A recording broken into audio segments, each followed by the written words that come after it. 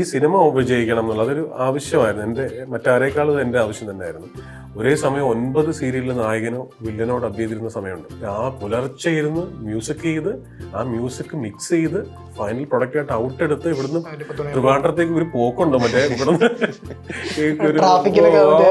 Traffic ഹൃദയം കൊണ്ടുപോകുന്ന പോലെ അങ്ങനെ സ്ഥിരമായിട്ട് ഹൃദയം കൊണ്ടുവരുന്നവനെ ഞാൻ ഇന്നലെ കണ്ടു. ആസിഫിന്റെ സെറ്റിൽ പുഷ്പ ഡബ് ചെയ്യുമ്പോൾ ഒരിക്കലും പുഷ്പ 2 ഇമ്മീഡിയറ്റ്ലി ഉണ്ടെന്ന് നമുക്ക് ആർക്കും അറിയില്ല. ആ സിനിമ കയ്യിൽ നിന്ന് പോയി വേറെ ലെവൽ ഹിറ്റായി കഴിഞ്ഞപ്പോൾ അവർ പുഷ്പ 2 വേണ്ടിയിട്ട് വീണ്ടും ഇപ്പൊ ഷൂട്ട് നടന്നുകൊണ്ടിരിക്കുകയാണെന്ന് കേട്ടു. ഇപ്പൊ ബ്ലോക്ക് പോയല്ലോ നീ വന്ന ലൈഫിൽ ബ്ലോക്ക് പോയല്ലോ എന്നൊക്കെ പുള്ളി എഴുതുന്നത്. പുള്ളിയുടെ വിചാരം ഇത് ഭയങ്കര ഉദാത്തമായ സൃഷ്ടിയാണ് എന്നുള്ളതാണല്ലോ. ഒരുപാട് ട്രോൾ ആയിട്ട് വാങ്ങിയിട്ടുള്ള ഡയലോഗാണ് അത്.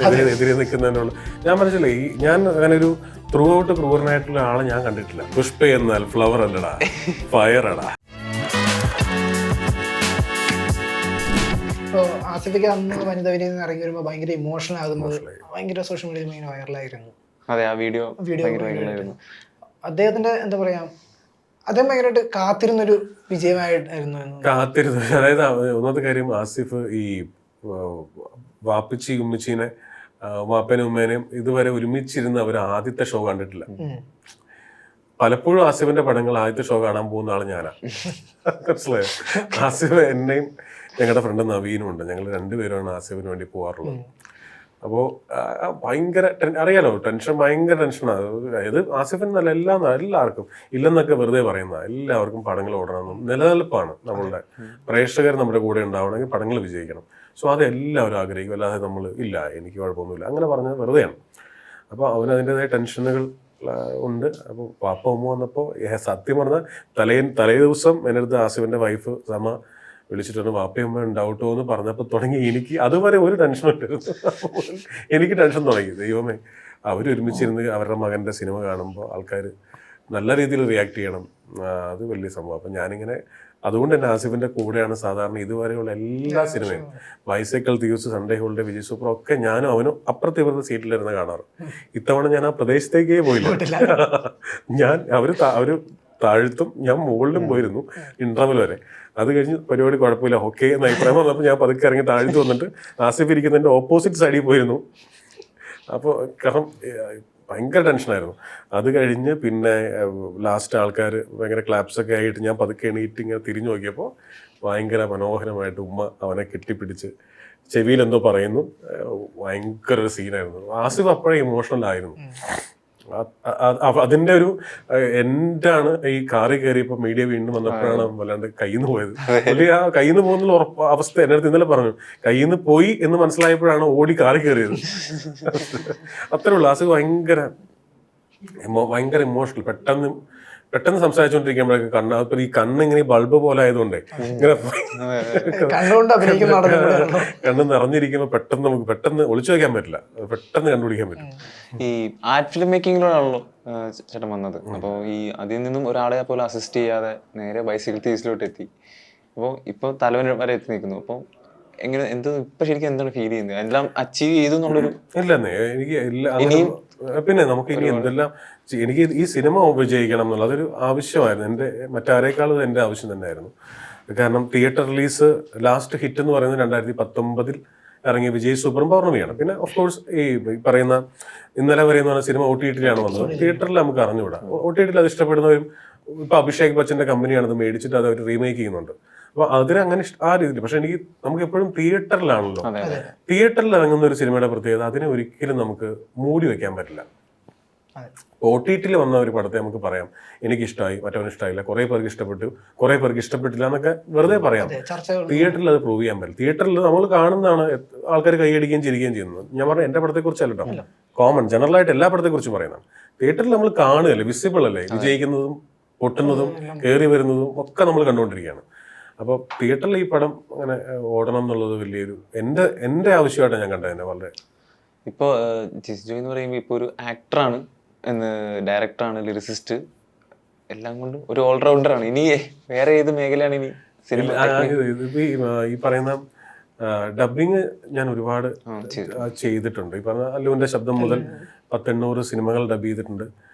വളരെ സിഗ്നിഫിക്കൻ്റ് ആയിട്ടുള്ള കഥാപാത്രങ്ങൾ ചെയ്യാനുള്ള ഭാഗ്യം ഉണ്ടായിട്ടുണ്ട്. അത് ഒരുപക്ഷെ ഞാൻ എപ്പോഴും വിചാരിക്കുന്നത് ഞാൻ വന്ന സമയത്തിൻ്റെയാണ്. സമയം എന്ന് പറയുന്നത് ആ ദിവസത്തെക്കുറിച്ചല്ല ഞാൻ പറയുന്നത്, ആ കാലഘട്ടത്തെക്കുറിച്ചാണ്. 2000-ന്റെ തുടക്കത്തിൽ ഞാൻ വരുമ്പോൾ ഇവിടെ ഡബ്ബിംഗ് ആർട്ടിസ്റ്റുകൾ വളരെ കുറച്ചുള്ളൂ. ഞാൻ പറഞ്ഞ യങ്സ്റ്റേഴ്സ് ഉണ്ടായിരുന്നു, വളരെ കുറച്ചുള്ളൂ. അപ്പോൾ എനിക്ക് കിട്ടിയ അവസരം തന്നെ, ആദ്യത്തെ അവസരം തന്നെ ഈ പറയുന്ന വോയിസ് ടെസ്റ്റ് കഴിഞ്ഞിട്ട് നേരെ അപ്പോയിൻമെന്റ് കിട്ടുന്നത്, നേരെ അവസരം കിട്ടുന്നത് 4 സീരിയലിലെ ഹീറോസിനെ ഡബ് ചെയ്യാനാണ്.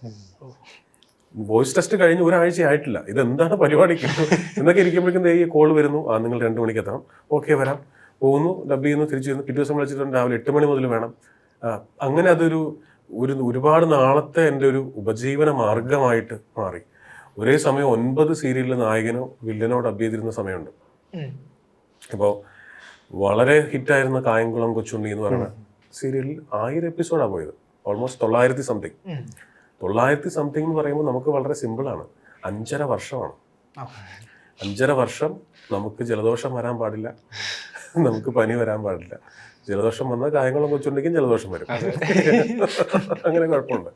അപ്പോൾ എന്ന് പറഞ്ഞാൽ ആ സമയത്ത് ശ്രീരാമൻ, ശ്രീദേവി, സ്വരരാഗം, പിന്നെ എന്താ പറയാ പഴശ്ശിരാജ, തച്ചോളി, ഓതേനൻ എന്നൊക്കെ പറഞ്ഞ ഒരു ലോഡ് സീരിയലുകളാണ്. ഇതിലൊക്കെ ഹീറോ അല്ലെങ്കിൽ വില്ലൻ.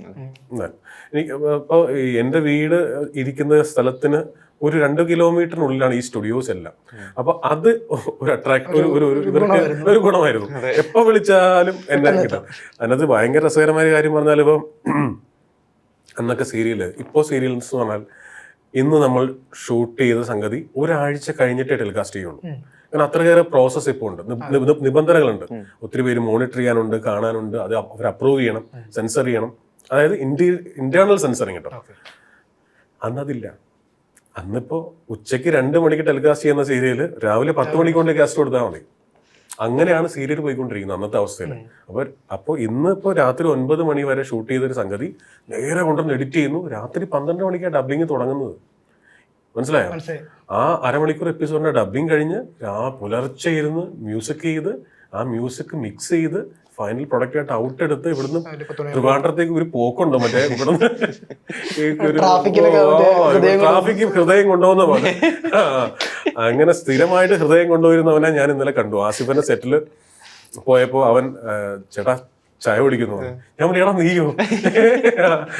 അവൻ ഇപ്പൊ ആ പ്രൊഡക്ഷന്റെ ആളായിട്ട് മാറി. അവനായിരുന്നു റെഗുലർ ആയിട്ട് പോയിക്കൊണ്ടിരുന്നത് ഈ ട്രിവാൻഡ്രത്തേക്ക് ഈ കാസറ്റും കൊണ്ടുപോകുന്നത്. അന്ന് അങ്ങനെയായിരുന്നു. അങ്ങനത്തെ ഒരു കാലത്ത് ഇപ്പോൾ ഞാൻ പറഞ്ഞു ഡബ്ബിങ്ങിന്റെ കാര്യം പറയുമ്പോൾ, ഒരു ദിവസം രാത്രി 12 മണിക്ക് കോള്. അതായത് നരേന്ദ്രപ്രസാദ് സാറ് അഭിനയിച്ചിട്ടുണ്ട്, പുള്ളിയില്ല. നെടുമുടി വേണുചേട്ടനുണ്ട്, സുധീഷുണ്ട്. ഇവര് 3 പേരും കൂടി ഇരുന്ന് സംസാരിക്കണം. 3 പേരും ഇല്ല, 3 ഡബ് ചെയ്യണം. ഞാൻ ചോദിച്ച ചോദ്യത്തിന് ഉത്തരം പറയണം. മനസ്സിലായോ? അതൊക്കെ എന്ന് ആലോചിച്ച് നോക്കി. എന്തൊരു മൂവിയല്ല, സീരിയൽ.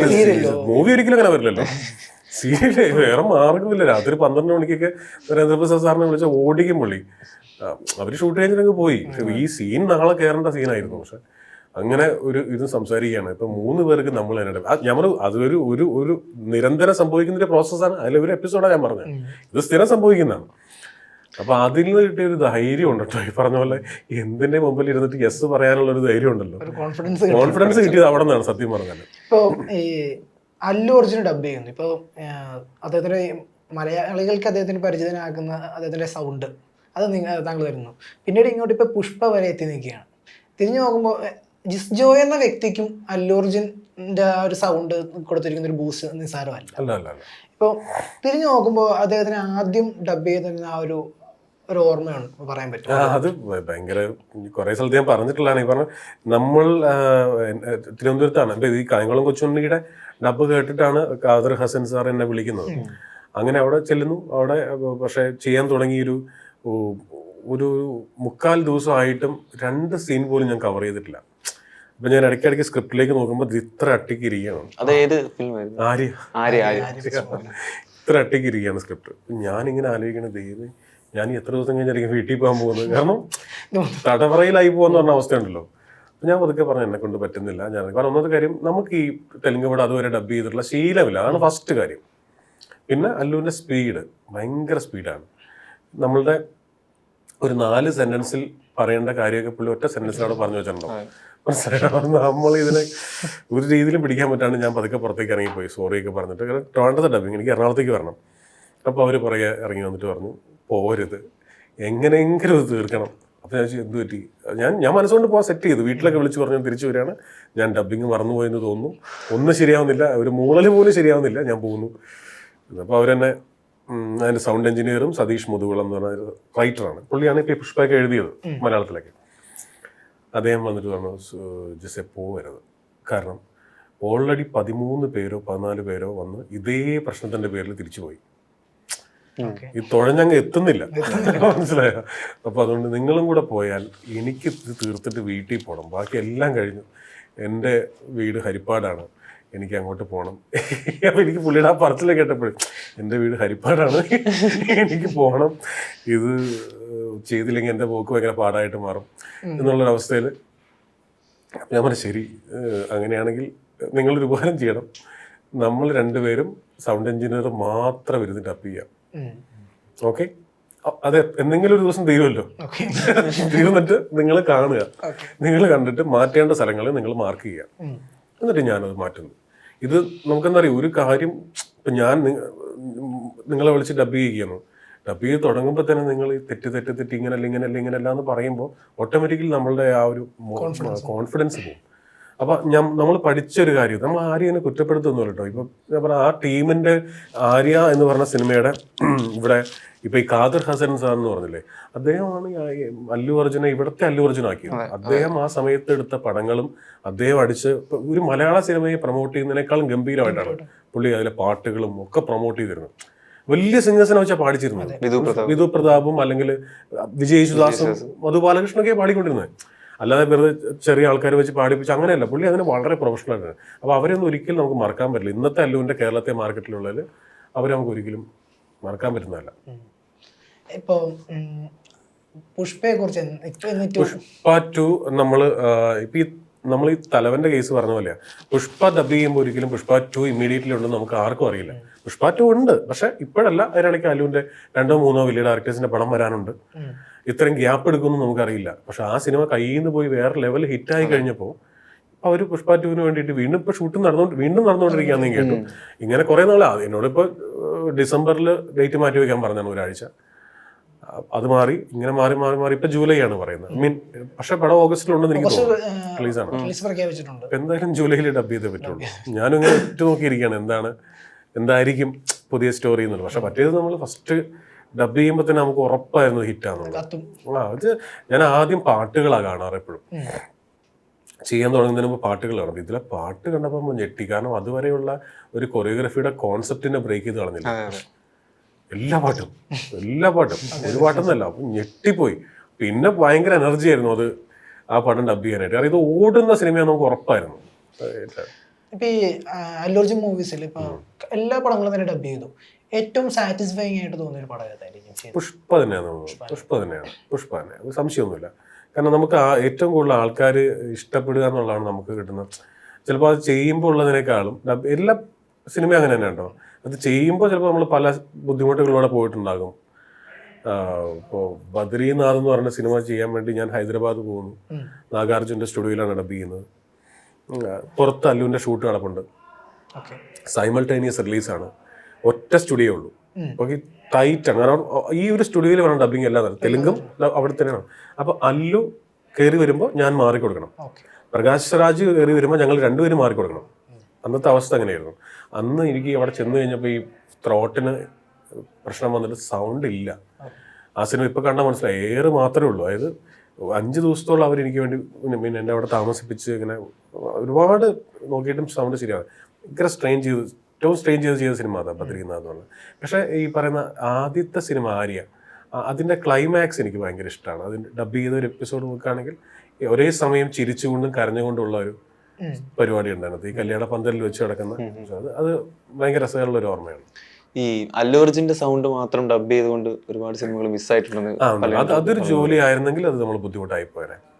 ഡബിങ് കൊണ്ട് മാത്രം ജീവിക്കുന്ന ഒരു അവസ്ഥയായിരുന്നെങ്കിൽ പെട്ടുപോയനെ. അപ്പൊ നമുക്ക് സിനിമയുടെ അങ്ങനെ ഒരാളുടെ മുഖത്ത് നമ്മൾ അത് എസ്റ്റാബ്ലിഷ് ചെയ്തിട്ട് വേറൊരാൾക്ക് വന്നാലും നമ്മൾ അയ്യോ ഇത് മറ്റേ ശബ്ദമല്ലേ, ശബ്ദത്തിലേക്ക് പോകും. ഞാൻ എപ്പോഴും പറയും ഡബ് ചെയ്യുന്നവരുടെ ഫേസ് ഒരിക്കലും പ്രേക്ഷകർ അറിയാൻ പാടില്ല. പണ്ട് ബൈസൈക്കിൾ തീസിന്റെ ഷൂട്ട് സമയത്ത് ആക്ഷൻ പറഞ്ഞ പാസിഫിൽ ഒരു ഇന്റർവ്യൂല് പറഞ്ഞു അല്ലു അർജുൻ അവിടെ അല്ലു അർജുൻ ശരിക്കും ഇതില് ഈ സിനിമയിൽ തിയേറ്ററിൽ നിന്ന് ആരൊക്കെ വിളിച്ചു പറഞ്ഞു സ്മോക്കിംഗ് ഈസ് ഇന്ത്യ. ഞാൻ പറയാൻ വരരുത്. ഞാൻ പോയി ഷോയ്ക്കും സ്മോക്കിംഗ് അല്ലു അർജുൻ പറഞ്ഞ ഞാൻ ഒരിക്കലും വിചാരിച്ചില്ല. ഞാൻ പറഞ്ഞു മാക്സിമം ബേസ് പിടിച്ചതാ ഡബ് ചെയ്ത് മനസ്സിലാവുമായിരുന്നു. പക്ഷേ രക്ഷയില്ല, അങ്ങനത്തെ ഒരു ഐഡന്റിറ്റി ആയി കഴിഞ്ഞു ഇങ്ങനെയൊക്കെ മാറ്റി പറഞ്ഞിട്ട് അത് കാരണം അത് ഞാനും സൗണ്ട് എഞ്ചിനീയറും കൂടെ കുറേ നേരം ഇരുന്നിട്ട് ഇങ്ങനെ മാറ്റി പറയാം, നീ കുറച്ചുകൂടി പ്രോസസ്സ് ചെയ്താൽ കുറച്ച് മാറ്റിക്കോ എന്നൊക്കെ പറഞ്ഞു അങ്ങനെ ചെയ്താൽ ഒരു രക്ഷയില്ല. തിയേറ്ററിൽ വന്നപ്പോൾ കറക്റ്റായിട്ട് മനസ്സിലായി. പിന്നെ ജിസ്ജോയുടെ സിനിമകളിലൊക്കെ വരുമ്പോഴത്തേക്കും ഒരുപാട് റിയൽ ലൈഫിൽ എക്സ്പീരിയൻസ് ചെയ്തിട്ടുള്ള പല കാര്യങ്ങളും എല്ലാ സിനിമയിലും കൊണ്ടുവന്നിട്ടുണ്ടെന്ന് തോന്നുന്നു. കാരണം ഈ സൺഡേ ഹോളിഡേക്കകത്ത് സിദ്ദിഖിക്കയുടെ ക്യാരക്ടർ ലിറിക്സ് എഴുതുന്നത്, അതുപോലെ തന്നെ അതിനകത്ത് തന്നെ ഈ ആർട്ട് ഫിലിം മേക്കിംഗ് ചെയ്യുന്നതിന്റെ മറ്റേ ധർമ്മജന്റെ സീനുണ്ട്, ധർമ്മജന്റെ സീൻ, അതുപോലെ എല്ലാം എപ്പോഴും ലൈഫിലെ ഓരോ നമ്മൾ കണ്ടിട്ടുള്ള കുറേ കാര്യങ്ങൾ നമുക്കത് വളരെ, ഞാൻ എപ്പോഴും അതിനൊക്കെ ഒരു ചിരിയോടുകൂടി കാണുന്നത്. പുറത്ത് പറയാതെ അത് ഉള്ളിൽ വെക്കും, അത് കുറിച്ച് വെക്കും. ചില തമാശകളൊക്കെ എല്ലാ ദിവസവും എന്തെങ്കിലുമൊക്കെ കിട്ടും. അത് ഞാൻ മറ്റേ എഴുതി വെക്കും എവിടെയെങ്കിലും, ഇന്ന പോലെ ഇന്നൊരു സംഭവം ഉണ്ടായി, ഇതിൻ്റെ ഇങ്ങനെയാണ്. അതിപ്പോൾ ഈ മോഹൻകുമാർ ഫാൻസിലേക്ക് നോക്കിക്കഴിഞ്ഞാൽ മറ്റേ വിനയ് ഫോർട്ടിന്റെ കഥാപാത്രം കംപ്ലീറ്റ് ആ പരിപാടിയാണ്. അല്ലെങ്കിൽ മോഹൻകുമാറിൽ മറ്റേ കട്ട് പറഞ്ഞിട്ടും കരച്ചിലെടുത്താൻ പറ്റാത്ത പെൺകുട്ടി എന്നൊക്കെ പറഞ്ഞ് നമ്മൾ ആഡ് ഫിലിമിൽ റെഗുലറായിട്ട് കണ്ടോണ്ടിരിക്കുകയാണ്, ഇപ്പോഴും കണ്ടോണ്ടിരിക്കുകയാണ്. മനസ്സിലായോ? അതായത് ഈ പത്രത്തിലൊക്കെ വായിച്ചിട്ടേ മറ്റേ തിലകൻ കഥാപാത്രത്തിൽ നിന്ന് മാറാൻ പറ്റാതെ കടലിലേക്ക് ഇറങ്ങിപ്പോയി, മൂന്നാം പക്കം റിയലായിട്ട് അങ്ങനെയാണെന്നാണ് എല്ലാവരും പറയുന്നത്. ശരിക്കും കയ്യിൽ നിന്ന് പോയി എന്നുള്ള സിനിമ. അപ്പൊ അങ്ങനെയൊക്കെ വല്ലപ്പോഴും സംഭവിച്ചിട്ടുള്ള കാര്യങ്ങൾ കേട്ടിട്ട് ഇത് ചെയ്താൽ ഭയങ്കര സംഭവമാകും എന്ന് വിചാരിച്ചിട്ട് ഇവരെ ശ്രദ്ധിക്കാതെ പോകുന്നൊരു സാധനമുണ്ട്. ഈ കട്ട് വരെ മര്യാദയ്ക്ക് അഭിനയിക്കണ്ടേ? കട്ട് കഴിഞ്ഞിട്ട് മുട്ടർ അഭിനയാണ്. ഈ കട്ട് വരെയുള്ള പരിപാടി മര്യാദയ്ക്ക് അഭിനയിക്കണ്ടേ? അവിടെയാണ് ഇവരൊക്കെ പാളി പോകുന്നത്, അവിടെയാണ് നമുക്ക് ചിരി വരുന്നത്. അങ്ങനത്തെ കുറെ ആൾക്കാരും കണ്ടുപിടിച്ചിട്ടുണ്ട്. ഇപ്പോ ഈ കഴിഞ്ഞ ഇടക്ക് നമ്മുടെ ഈ മോഹൻകുമാർ ഫാൻസിലെ വിനയ് ഫോർട്ട് ഫുഡ് കൊടുക്കുന്ന സീൻ ഒന്നുകൂടെ വൈറലായിരുന്നു, ഓർമ്മയുണ്ടോ? പിന്നെ ഒത്തിരി പേര് എനിക്ക് അയച്ചു തന്നു, നമ്മൾ ഈ സീൻ പണ്ടേ വിട്ടതാന്നൊക്കെ. അതൊക്കെ ഈ പറഞ്ഞ പോലെ അതിൽ എനിക്കൊന്ന് ആ വീഡിയോ പെർട്ടിക്കുലർ വീഡിയോ ശരിക്കും ആ പെർട്ടിക്കുലർ സ്റ്റാർ നമ്മൾ അവരെ ഫോളോ ചെയ്യുമ്പോൾ അവർ കുറേ കാര്യങ്ങൾ അവർ സോഷ്യൽ കോഴ്സിന് വേണ്ടി ചെയ്യാറുണ്ട്. അവർ ഒത്തിരി നന്മ ചെയ്യുന്ന ആളാണ്. പക്ഷെ ഇവിടെ അത് ആൾക്കാർക്ക് പാളാൻ കാരണം ഈ തൊട്ട് പുറകെ ലൈറ്റും ഒക്കെ ആയിട്ട് ക്യാമറമാൻ വരുന്നുണ്ട്. അതിലാണ് ഇത് സെറ്റ് ചെയ്തതാണോ എന്ന് ചെറിയ സംശയം വരുന്നത്. അതിപ്പോ മലയാളികളെ അത് ആഘോഷിക്കുന്ന മോഹൻകുമാർ ഫാൻസിലെ നേരെ സെയിം സിമിലർ സീൻ ആയിപ്പോയി. അല്ല ചേട്ടന്റെ പടങ്ങളിൽ മിക്കുന്ന ട്രോൾ മെറ്റീരിയൽ ഉണ്ട്, ഒരുപാടുണ്ട്. സൺഡേ ഹോളിഡേയിലെ ധർമ്മജന്റെ കുറെ ട്രോൾ ഉണ്ട്, സിദ്ദിഖിക്കയുടെ ട്രോൾസ് ഉണ്ട്. അതെ, വയലാർ എഴുതു ആ ഡയലോഗ് ഇങ്ങനെയായിരുന്നു, വയലാർ എഴുതു ഇതുപോലെ. അത് സെറ്റിൽ ഇംപ്രൂവൈസ് ചെയ്തതാണ്. സെറ്റിൽ ഇംപ്രൂവൈസ് ചെയ്ത് അവിടെ ഒരു പഞ്ച് വേണമായിരുന്നു. ആ സീൻ മൊത്തത്തിൽ ഒരു ഇച്ചിരി ആസിഫ് ആ വീട്ടിലേക്ക് വന്നിട്ട് നെക്സ്റ്റ് ഡേ മോർണിംഗ് ആണ് ഈ സീൻ. മനസ്സിലായോ? അപ്പൊ ആ ഒരു ഇച്ചിരി ലെങ്തിയാണ്. അതായത് എല്ലാവരെയും പരിചയപ്പെടുകയും വേണം, എന്നാൽ ആസിഫ് ഇട്ട് ചിരിക്കാനും പാടില്ല. മനസ്സിലായി? ആസിഫിന് അങ്ങനെ ചിരിക്കാൻ പറ്റുന്ന അവസ്ഥയല്ല, ഇമോഷണൽ. എല്ലാവരും നമ്മൾ പരിചയപ്പെടണം. പക്ഷെ നെക്സ്റ്റ് സീൻ ധർമ്മജൻ ഒരു പരസ്യത്തിൽ അഭിനയിക്കാൻ വേണ്ടി പോകുന്നതാണ്, അതിലേക്ക് ഒരു ലീഡ് കൊടുക്കുകയും വേണം എന്നൊക്കെ പറഞ്ഞാൽ കുറച്ച് കൺഫ്യൂസിങ് ആണ് ആ സീൻ. അത് ഇത്തിരി ബുദ്ധിമുട്ടാണ് കമ്പോസ് ചെയ്തത്. അപ്പോൾ അതിനകത്ത് ഇങ്ങനെ സിദ്ദിഖൊക്കെ അഭിനയിച്ചുകൊണ്ടിരിക്കുന്ന സമയത്ത് ഞാൻ സിദ്ദിഖും കൂടെ മാറി നിന്നിട്ട് അവിടെ ഒരു തമാശയും കൂടെ വന്ന് അവിടെ ഒരു ചിരി വീഴണമൊക്കെ. അങ്ങനെ ഇരുന്നപ്പോൾ നമ്മൾ ഇപ്പൊ ഇയാൾ സ്വയമായിട്ട് വയലാറ് ആണെന്നൊക്കെ ആയിരിക്കുമല്ലോ പുള്ളി വിചാരിക്കുന്നത്. ഇപ്പൊ ബ്ലോക്ക് പോയല്ലോ നീ വന്ന എന്റെ ലൈഫിൽ ബ്ലോക്ക് പോയല്ലോ എന്നൊക്കെ പുള്ളി എഴുതുന്നത്. പുള്ളിയുടെ വിചാരം ഇത് ഭയങ്കര ഉദാത്തമായ സൃഷ്ടിയാണ് എന്നുള്ളതാണല്ലോ. അപ്പൊ സിദ്ദിഖൊക്കെ വെച്ച് ജിസിന്റെ മനസ്സിൽ അങ്ങനെയാണ്, അങ്ങനെ വിചാരിക്കുന്നുള്ള ഒരാളാണോ ഈ നാരായണൻകുട്ടി വരാലുവേലി? ഞാൻ പറഞ്ഞു ഇക്കൊക്കെ എന്താ തോന്നുന്നത്? എനിക്ക് ഒരിക്കലും അങ്ങനെ തോന്നുന്നില്ല. എനിക്ക് തോന്നുന്നത് അയാള് ഒരു നിവൃത്തിയില്ലാത്തതുകൊണ്ട് ചെയ്യുന്ന പരിപാടിയുടെ. അപ്പോൾ ഈ വയലാറിന്റെ കണക്ഷൻ പറഞ്ഞപ്പോൾ ഇക്ക പറഞ്ഞു അങ്ങനെയാണെങ്കിൽ ഒരു കാര്യം ചെയ്യാം, വയലാർ പോലും ഇത് എഴുതൂല എന്നുള്ള രീതിയിൽ അങ്ങനെ എന്തെങ്കിലും പറയാം. അപ്പൊ വയലാർ എഴുതും ഇതുപോലെ, ഓക്കെ ശരി. അങ്ങനെ അതിന്റെ സെറ്റിൽ വെച്ച് ഇംപ്രൂവൈസ് ചെയ്ത സീൻ അതൊരു ഭയങ്കര ഹൈലൈറ്റ് ആവുകയും ചെയ്തു. ആ സിദ്ദിഖയുടെ ഏറ്റവും വലിയ ട്രോൾ അതാണ്. അതെ, ഇപ്പൊ ഒരു ആഡ് ഫിലിം മേക്കറായിട്ട് സ്റ്റാർട്ട് ചെയ്യുന്നു, പിന്നീട് സിനിമകൾ സംവിധാനം ചെയ്യുന്നു. ഇപ്പോൾ ഒരു ആഡിനെ സംബന്ധിച്ചിടത്തോളം ഒരു 30 സെക്കൻഡിൽ അല്ലെങ്കിൽ 1 മിനിറ്റിന്റെ അകത്ത് ഒരു കഥ മൊത്തം പറഞ്ഞു തീർക്കണം. സിനിമയെ സംബന്ധിച്ചിടത്തോളം 2-2.5 മണിക്കൂർ എടുക്കാം. അപ്പോൾ ഏതാണ് കുറച്ചുകൂടി കംഫർട്ടബിൾ ഒരു ഫിലിം മേക്കർ എന്നല്ല ഒരു മേക്കർ എന്ന രീതിയിൽ?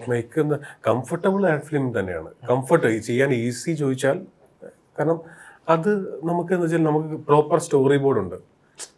നമ്മൾ ഇന്ന് ഷൂട്ട് ചെയ്യുന്ന പരസ്യത്തിനാണെങ്കിൽ കഴിഞ്ഞ 2 ആഴ്ച മുൻപേ സ്റ്റോറി ബോർഡ് വരച്ച് ക്യാമറമാനും ആർട്ട് ഡയറക്ടറും കോസ്റ്റ്യൂമറും എല്ലാവർക്കും എല്ലാം അറിയാം. 30 സെക്കൻഡിന്റെ കാര്യമുള്ളൂ. അത് ഇപ്പൊ സ്പോട്ട് എഡിറ്റിംഗ് ഒക്കെ ഉണ്ട്. സ്പോട്ടിൽ നമുക്കറിയാം ഇത് വർക്കൗട്ട് ആവുന്നുണ്ടോ ഇല്ലയോ. ഡമ്മി മ്യൂസിക് വരെ ഇട്ടിട്ടാണ് നമ്മൾ അവിടെ നിന്ന് സെറ്റ് ചെയ്ത് പോകുമ്പോൾ തന്നെ ക്ലയന്റിനെ കാണിച്ചു കൊടുക്കുക ഇതാണ് സംഗതി എന്ന് കാണിക്കുന്ന ഒരു അവസ്ഥയിലാണ് നമ്മൾ നിൽക്കുന്നത്. ഡിജിറ്റൽ വന്നപ്പോഴുള്ള ഗുണം അതാണല്ലോ. സിനിമ അങ്ങനെയല്ലല്ലോ.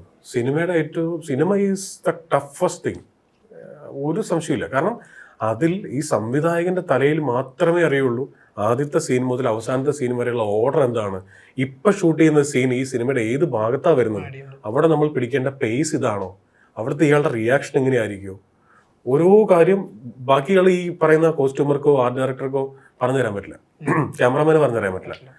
ഒരുപക്ഷെ ത്രൂ ഔട്ട് റൈറ്റർ കൂടെ ഉണ്ടെങ്കിൽ ചിലപ്പോൾ റൈറ്റർക്ക്, പക്ഷെ ഇപ്പൊ അങ്ങനെ ഉണ്ടാവാറില്ലല്ലോ. ത്രൂ ഔട്ട് അങ്ങനെ സെറ്റിലൊന്നും കാണാറില്ല. അപ്പോൾ പിന്നെ എൻ്റെ സിനിമകൾക്ക് ഇപ്പൊ ഡിസ്ക്രിപ്ഷൻ ഉണ്ടാവാറില്ല. സൈഡിൽ ലെഫ്റ്റ് സൈഡിൽ എന്താണ് എന്നുള്ള സംഗതി അത് എൻ്റെ മനസ്സിലുള്ളതുകൊണ്ട് ഞാനത് എഴുതാറില്ല. എഴുതാൻ സമയം കളയാറില്ല. ഡയലോഗ്സ് മാത്രമേ എഴുതാറുള്ളൂ. പകലാണോ രാത്രിയാണോ എക്സ്റ്റീരിയർ ആണോ ഇന്റീരിയർ ആണോ എവിടെയാണ് നടക്കുന്നതെന്ന് മാത്രം എഴുതിയിട്ട് അത് എഴുതി പോരാ മതി. ബാക്കിയെല്ലാം എൻ്റെ മനസ്സിലുണ്ടാവും. പക്ഷെ 2 ദിവസം മുമ്പ് എല്ലാവർക്കും പ്രോപ്പർട്ടി ലിസ്റ്റ് കൊടുക്കും. ഇന്ന പ്രോപ്പർട്ടി, ഇപ്പോൾ ഒരു കാറ് വേണമെങ്കിൽ ഇന്ന കളറിൽ കാർ അറേഞ്ച് ചെയ്യണം എന്നുള്ളതുണ്ടാവും. പക്ഷെ ആഡ് ഫിലിംസിലും നമുക്ക് ആഡ് ഫിലിംസിന്റെ ഒരു കിക്ക് എന്ന് പറയുന്നത് മറ്റാരും അറിയുന്നില്ല ഇത് നമ്മളാ ചെയ്തതെന്നുള്ളത്. നമ്മൾ ഇതൊന്നും ആർക്കും അറിയില്ല. പക്ഷെ നമ്മൾ കാണുന്നുണ്ട് ഒരു ഉൽപ്പന്നം വിറ്റ് പോകുന്നത് അല്ലേ. അത് ഇപ്പോൾ ഒരു കാലത്ത് ഞാൻ 2020-22 വരെ ബെൻസ് എന്ന് പറഞ്ഞ ബെൻസ് കമ്പനിക്ക് വേണ്ടിയിട്ട് ആഡ് ചെയ്യുമായിരുന്നു. അവരുടെ ട്രക്കുകൾക്കും ബസ്സുകൾക്കും വേണ്ടിയിട്ട് മിറ്റ്സുബിഷിക്ക് വേണ്ടി ആഡ് ചെയ്യുമായിരുന്നു. അപ്പോൾ അതൊക്കെ ഒരു സന്തോഷമാണ്. ഒരു വലിയ ബ്രാൻഡ്, ഒരു വലിയ ബസ്, അല്ലെങ്കിൽ ഇത്രയും വലിയ ഒരു ബ്രാൻഡല്ലേ, അത് നമ്മൾ കൂടെ ഒരു ഭാഗമാണ്. നമ്മുടെ ഏറ്റവും ചെറുത് മുതൽ ഇപ്പം ഫേസിൽ ഇടുന്ന ഫേസ് പാക്ക് ഉൾപ്പെടെ, അങ്ങനെ ആ ലെവലിൽ സോപ്പ് ഉൾപ്പെടെ, എല്ലാം കുട ഉൾപ്പെടെ ഈ കഴിഞ്ഞ 20 വർഷം കൊണ്ട് ഇപ്പോൾ 750 ബ്രാൻഡുകൾ ചെയ്യാനായിട്ട് പറ്റിയിട്ടുണ്ട്. ഇപ്പൊ ഈ താങ്കൾ ഞാൻ പറഞ്ഞു, ഇപ്പൊ ഒരു ആഡ് ഫിലിമിൽ പറഞ്ഞ ക്ലയന്റിനെ സാറ്റിസ്ഫൈ ചെയ്താൽ മതി. സിനിമയിലേക്ക് വരുമ്പോൾ ഒരു എന്താ പറയുക, ഒരു വലിയ ഓഡിയൻസിനെ തന്നെ സാറ്റിസ്ഫൈ ചെയ്തിരിക്കുന്നത് ഭയങ്കര ടഫാണ്. എങ്കിൽ പോലും ഒരു 30 സെക്കൻഡിൽ ഒരു കഥ പറഞ്ഞെടുക്കുക എന്ന് പറഞ്ഞാൽ അതൊരു ചാലഞ്ച് അല്ലേ? എന്താണെന്നറിയോ, എനിക്ക് അതിനെ ആ പറഞ്ഞ വാചകത്തിനെ റീറൈറ്റ് ചെയ്യേണ്ട സമയമായെന്ന് എനിക്ക് തോന്നുന്നുണ്ട്. ഇതിപ്പോൾ എല്ലാവരും നമ്മൾ പണ്ട് മുതൽ പറയുന്നത്, അപ്പോൾ ഞാനൊക്കെ ആഡിൽ വരുമ്പോൾ എല്ലാവരും ചോദിച്ചിട്ടുള്ള ചോദ്യമാണ് ഈ പറഞ്ഞ പോലെ 30 സെക്കൻഡ് കൊണ്ട് ഒരു കഥ പറയാന്നുള്ളത്. ഇപ്പം ഞങ്ങളൊന്നും അതല്ല ഫോളോ ചെയ്യുന്നത്. ഇപ്പം കഥ പറച്ചിലില്ല, സെല്ലിങ് മാത്രമേ ഉള്ളൂ. മനസ്സിലായി? ഇപ്പൊ കഥ പറയേണ്ട കാര്യമില്ല. ഒരു കഥയും നമുക്ക് എന്ത് പറയേണ്ട ആവശ്യമില്ല. വളരെ സിമ്പിളാണ്. കഥയില്ലാത്ത തരം പരസ്യങ്ങളുണ്ടല്ലോ. ഇപ്പൊ സ്റ്റേറ്റ്മെന്റ്സ് ഉണ്ടാകാം, ചിലപ്പോൾ ഒരു ചോദ്യമായിരിക്കാം, അതിനൊരു കഥ ഉണ്ടാവണമെന്നില്ല. ഒരാൾ ഒറ്റയ്ക്ക് നിന്ന് സംസാരിക്കുന്നതിന് വലിയ കഥയൊന്നുമില്ലല്ലോ. അപ്പൊ അങ്ങനത്തെ പരസ്യങ്ങളും വളരെ ഇൻട്രസ്റ്റിംഗ് ആയിട്ട് ഉണ്ടാവുന്നുണ്ട്.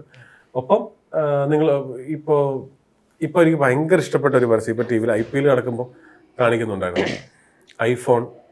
ഐഫോണിന്റെ ഡ്യൂറബിലിറ്റിയെ കുറിച്ചുണ്ട്. ഓട്ടോറിക്ഷ പോകുന്നു, ഓട്ടോറിക്ഷ, അതായത് എന്ത് രസം. പ്രകാശ് വർമ്മ അത് ചെയ്തിരിക്കുന്നത്, മലയാളിയാണ്, പുള്ളിയാണ് ആ പരസ്യം ചെയ്തിരിക്കുന്നത്. അപ്പൊ പ്രകാശ് ചേട്ടൻ എന്ത് രസമായിട്ട് ആ സർക്കാസം അതിനകത്ത് കൊണ്ടുവന്നിരിക്കുന്നത്. ഒരു ആക്ഷേപഹാസ്യമാണ്. ഇന്ത്യയിലെ ഓട്ടോറിക്ഷയൊക്കെ ഇങ്ങനെ ഓടുള്ളൂ, മനസ്സിലായി? അല്ലെങ്കിൽ ഞാനിതിനെ പറഞ്ഞല്ലോ കേട്ടോ, നമ്മുടെ റോഡുകളുടെ കുഴപ്പമാണ്, അല്ലാണ്ട് ആ ഓട്ടോക്കാരുടെ കുഴപ്പമല്ല. അങ്ങനെ ഓടിക്കുന്നവർ ഇങ്ങനെ ഓടിക്കുന്നവരുണ്ട്. എങ്ങനെ ഓടിച്ചാലും ഐഫോൺ താഴെ വീണാൽ ഐഫോൺ ചീത്തയാവില്ല എന്ന് പറയുന്നൊരു സാധനം ആ ഒരു 10 സെക്കൻഡ് പോലും എടുത്തിട്ടില്ല, 30 സെക്കൻഡ്സ് പോലും എടുത്തിട്ടില്ല.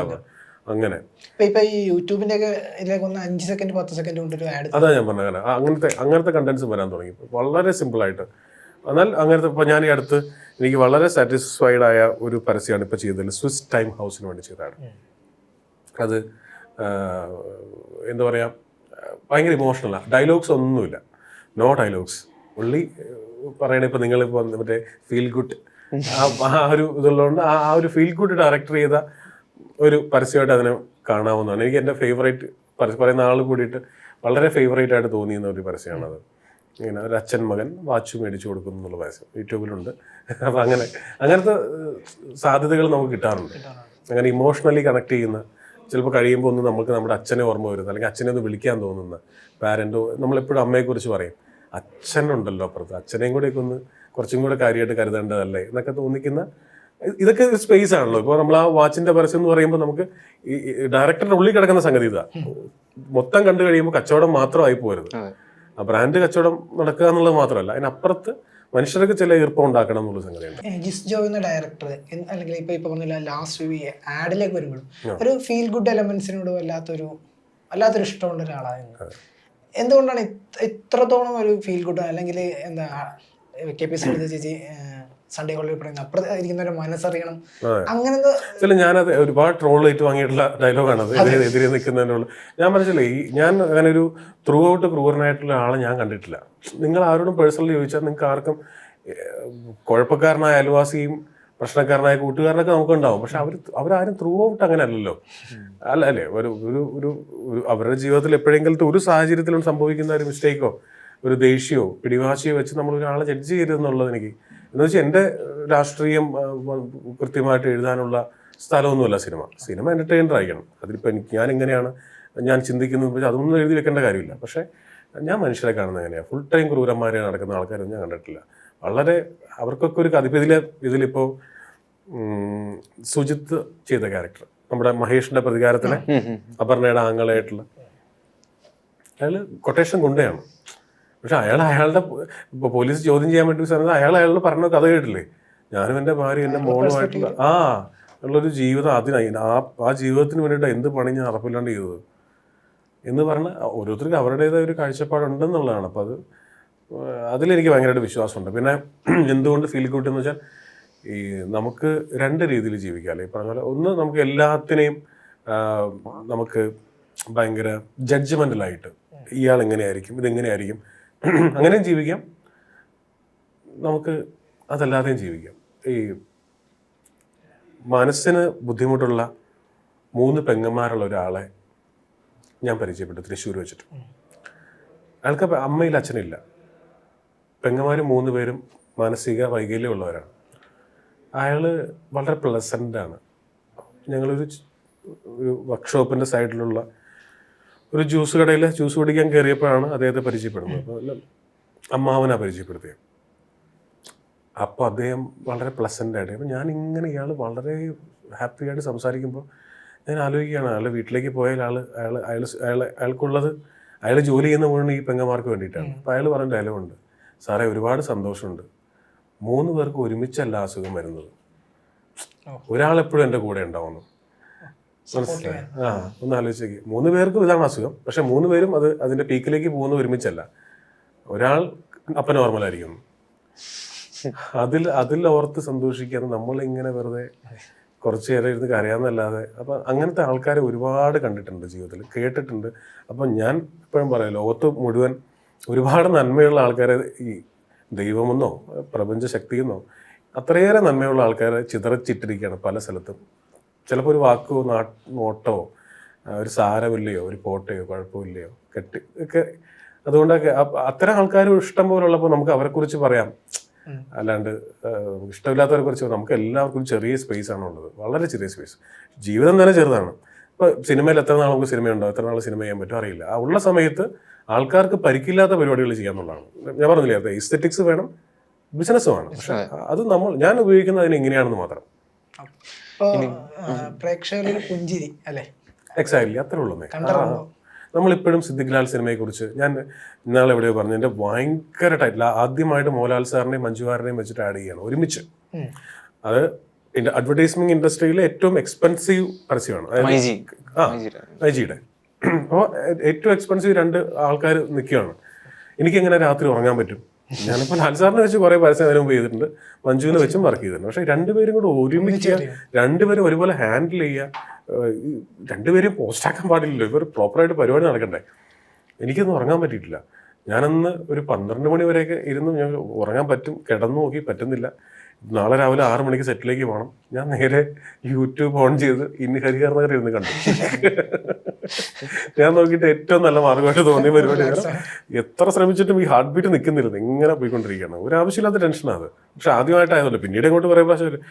അപ്പോൾ എന്ന് പറഞ്ഞ പോലെ ഇന്ന് ആലോചിച്ച് നോക്കുക, ആ സിനിമ എഴുതുമ്പോഴോ അത് കളിക്കുമ്പോഴോ സിദ്ദിഖ് ലാൽമാരെ സ്വപ്നത്തിൽ വിചാരിച്ചിട്ടുണ്ടോ ഒരു ഡയറക്ടർ ഏതെങ്കിലും വെളുപ്പാങ്കാലത്തിരുന്ന് അയാളുടെ ടെൻഷൻ മാറ്റാൻ വേണ്ടി? ഏതെല്ലാം രീതിയിലാണ് സിനിമ നമ്മളെ സ്പർശിക്കുന്നത്. ചില സമയത്ത് നമുക്കും ഒരു ബാഡ് ഇതൊക്കെ ഞാനും കണ്ടിട്ടുണ്ട്. ഗോഡ് ഫാദർ നമ്മൾ പഞ്ചാബി വ്യൂസ് ഒക്കെ എത്ര തവണ പോയി കണ്ടിരിക്കുന്നു. അത്രയും അത്തരത്തിലുള്ള ഈ പറയുന്ന അവരുടെയൊക്കെ സിനിമയോടുള്ള ഒരു ആരാധന കൊണ്ടാണ് നമ്മളും അതിനുവേണ്ടി ശ്രമിക്കുന്നത്. അങ്ങനെ ഒരു ശ്രമമെങ്കിലും നടത്തുന്നതിന് വേണ്ടിയിട്ടാണ്. പിന്നെ അഭിനയത്തിന്റെ കാര്യം പറയുമ്പോ മായാവിക്കകത്താണ് ജിസ്റ്റിനെ കാണുന്നത്. 10-20 വയസ്സുള്ള എന്ന് പറഞ്ഞത് അതിലാണ്. എനിക്ക് തോന്നുന്നു ആ ക്യാരക്ടർ നോട്ടീസ് ചെയ്തിട്ടുണ്ട് കുറച്ചൊക്കെ പിന്നീട് യൂട്യൂബിലൊക്കെ ഭയങ്കരമായിട്ട്. അതിലോട്ട് എങ്ങനെ വന്നത്? അതൊന്നുമില്ല, ഷാഫിക്ക പരിചയമുള്ള ആളായിരുന്നു. പുള്ളി ഒരു സമയത്ത് വിളിച്ചിട്ട് പറഞ്ഞു, മറ്റേ മമ്മൂക്ക പടത്തിൽ ജോയിൻ ചെയ്യുന്ന ദിവസമാണ്. മമ്മൂക്ക ജോയിൻ ചെയ്യുന്ന ആദ്യത്തെ സീനാണത്. സിനിമയിൽ അത് ആദ്യത്തെ സീനല്ല, നമുക്ക് ജോയിൻ ചെയ്യുന്ന ആദ്യത്തെ സീൻ ഷൂട്ടിന്. അപ്പോൾ അത് നീ ഒന്ന് ചെയ്യടാ എന്ന് പറഞ്ഞു. ഒരു ചെറിയ പരിപാടിയേ ഉള്ളൂ എന്നാണ്. ഓക്കെ, പക്ഷെ എനിക്ക് മമ്മൂക്കയുടെ കൂടെ അഭിനയിക്കാന്നുള്ള സംഭവത്തിനുള്ള പോയത്. അവിടെ ചെല്ലുമ്പോൾ അല്ലേ കംപ്ലീറ്റ് കഥ മാറിയത്. ഒരു ലോഡ് ആൾക്കാർ ആശുപത്രിയിലാണ് ഷൂട്ട് ചെയ്യുന്നത്. അത് ഫങ്ഷനിങ് ആയിട്ടുള്ള ആശുപത്രിയാണ്, നിറയെ പേഷ്യൻസും ബൈസ്റ്റാൻഡേഴ്സും ഉള്ള ആശുപത്രിയാണ്.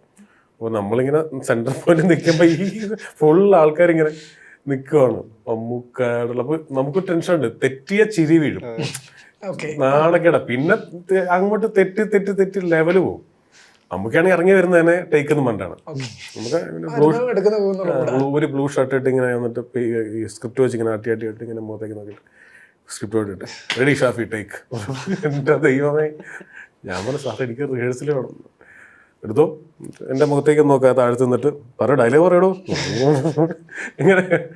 അങ്ങനെയാണ് എൻ്റെ റിഹേഴ്സലൊക്കെ ചെയ്ത്. പക്ഷെ അത് പെട്ടെന്ന് കഴിഞ്ഞു. ഒരു 15-20 മിനിറ്റ് കൊണ്ട് മൊത്തം ഷൂട്ട് കഴിഞ്ഞു. അതിൽ ആ സീനിന്റെ അതിൽ നല്ലൊരു സീൻ എരണം കെട്ടവനെ പിടിക്കുന്നു. 10-20 വയസ്സുള്ള